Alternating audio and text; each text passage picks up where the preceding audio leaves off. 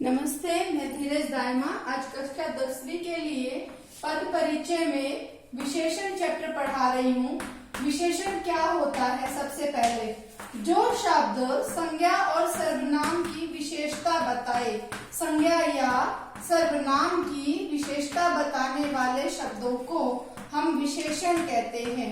अब जैसे हमारे पास में ये बोर्ड है, तो बोर्ड कैसा है? हरा बोर्ड है। चौक, सफेद चौक, हरा बोर्ड, सफेद चौक। बड़ी कक्षा या 30 बच्चे, चौकोर कमरा, ये शब्द लिखे हुए हैं। चौकोर कमरा, कमजोर बच्चा, होशियार बच्चा, कमजोर या होशियार बच्चा, छात्र।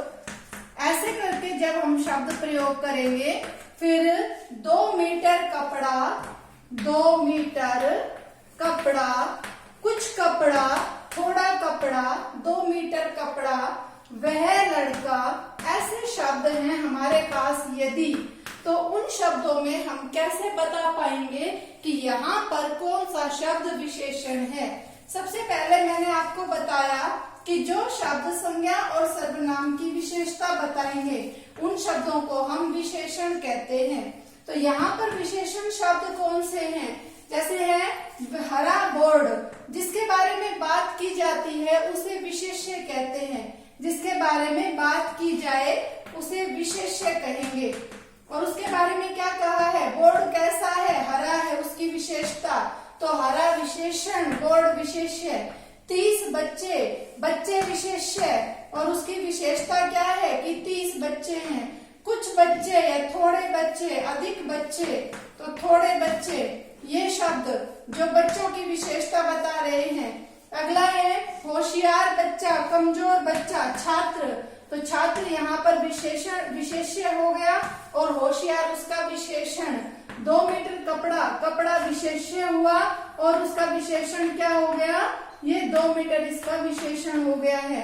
ऐसे ही वह लड़का, वह शब्द वैसे तो सर्वनाम है, लेकिन यहाँ पर ये वह शब्द लड़का की विशेषता बता रहा है और लड़का हुआ विशेष्य की विशेषता बता रहा है। तो वह शब्द किसका काम करेगा? विशेषण का काम करेगा।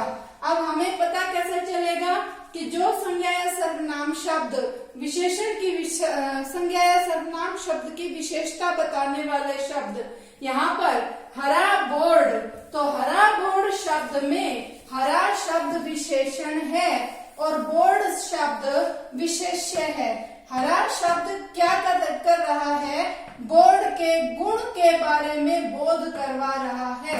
विशेषण के 4 भेद होते हैं।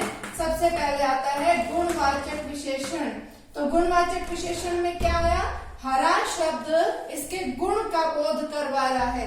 चौकोर कमरा विशेष्य है और उसकी विशेषता क्या है कि वो चौकोर है। गुण, दोष, आकार, अवस्था, जो शब्द संज्ञा शब्द के गुण, दोष, आकार, अवस्था आदि का बोध करवाते हैं, उन्हें गुणवाचक विशेषण कहते हैं।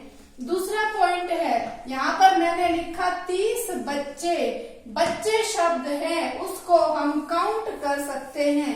ये काउंटेबल नाउन है, इसलिए काउंटेबल नाउन है, गिन सकते हैं और पक्का पता है कि कितने बच्चे हैं, 30 बच्चे हैं। तो जिनको हम गिन सकते हैं वो होंगे संख्यावाचक विशेषण। इसके बाद में संख्यावाचक विशेषण के 2 भेद होते हैं, निश्चित संख्या और अनिश्चित संख्या। जहां हमें पक्का पता हो कि ये कितनी संख्या है, वहां पर निश्चित संख्यावाचक विशेषण, और जहां पक्का नहीं पता होता कि वो बच्चे कितने हैं, कितने बच्चे, थोड़े बच्चे, कुछ बच्चे, तो उसका पक्का नहीं पता, अनिश्चित संख्यावाचक विशेषण।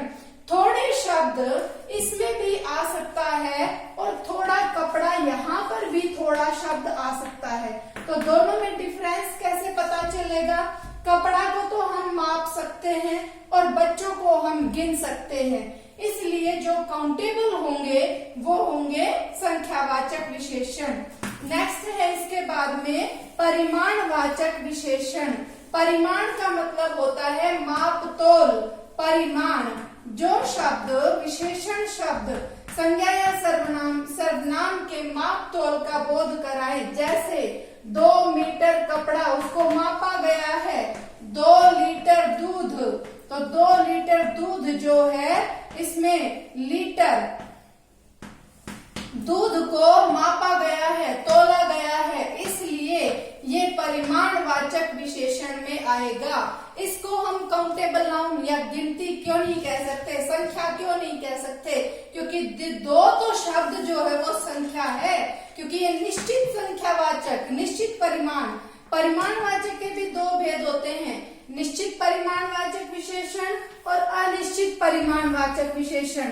तो यहाँ पर ये तो पक्का पता चल रहा है कि ये 2 लीटर है, तो 2 मतलब निश्चित परिमाण क्यों कहा, क्योंकि ये दूध शब्द है, इसको मापा जा सकता है, गिना नहीं जा सकता।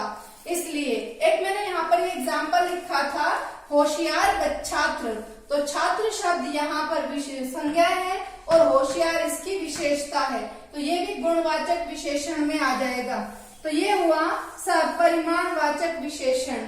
फिर उसके बाद में है यह पुस्तक राम की है, तो यहाँ पर यह शब्द जो है वो पुस्तक की विशेषता बता रहा है। इससे पहले हमने यह शब्द सर्वनाम में पढ़ा था, पुरुषवाचक सर्वनाम।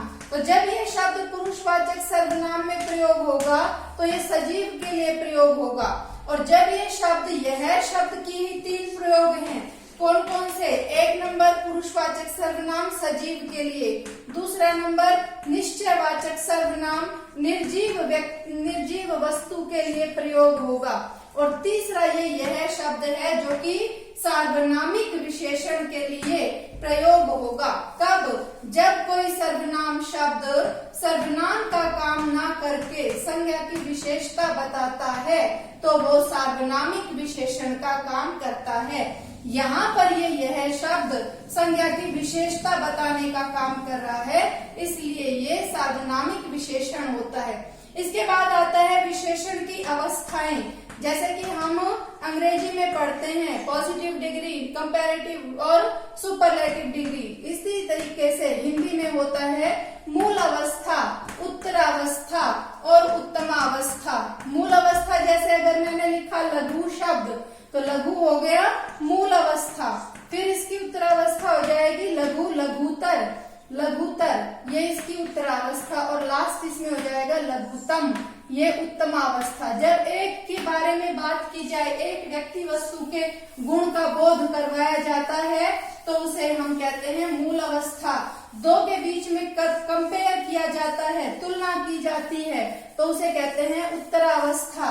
और बहुत सारों के बीच में जब बताया जाता है, उनके बीच में तुलना की जाती है, तो उसे कहते हैं उत्तमावस्था।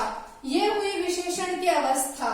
इसके बाद में है कि जब जैसे हमने लिखा काली गाय, तो काली गाय, गाय शब्द यहाँ पर विशेष्य हो गया, और उसकी विशेषता क्या है कि वो काली है। और एक यूं लिखे कम काली गाय, बिल्कुल काली गाय, थोड़ी काली गाय, तो काली शब्द विशेषण है और ये कम शब्द विशेषण की भी विशेषता बता रहा है। तो जो शब्द विशेषण की भी विशेषता बताएगा उसे प्रविशेषण कहते हैं। ये हुआ विशेषण चैप्टर कंप्लीट। अब इसके बाद में इसके पद परिचय के लिए क्या जरूरत है? पद परिचय में केवल 2 पॉइंट सबसे ज्यादा ध्यान रखने हैं। एक तो इसका भेद याद रखना है और एक हम बताएंगे विशेष है। इसके बाद में लिंग वचन, क्योंकि ये विकारी शब्द हैं, हम पहले वीडियो में पढ़ चुके हैं। लिंग वचन के बारे में बता देंगे, भेद, विशेष्य, लिंग वचन और प्रविशेषण और अवस्था, ये दोनों कंडीशनल होंगे। अगर हमारे सेंटेंस में ये होंगे तो इनको लगाएंगे, नहीं तो इनको हम नहीं लगाएंगे। आज के लिए इतना ही। ये विशेषण चैप्टर कंप्लीट होता है। मिलते हैं अगले वीडियो में क्रिया के साथ। धन्यवाद।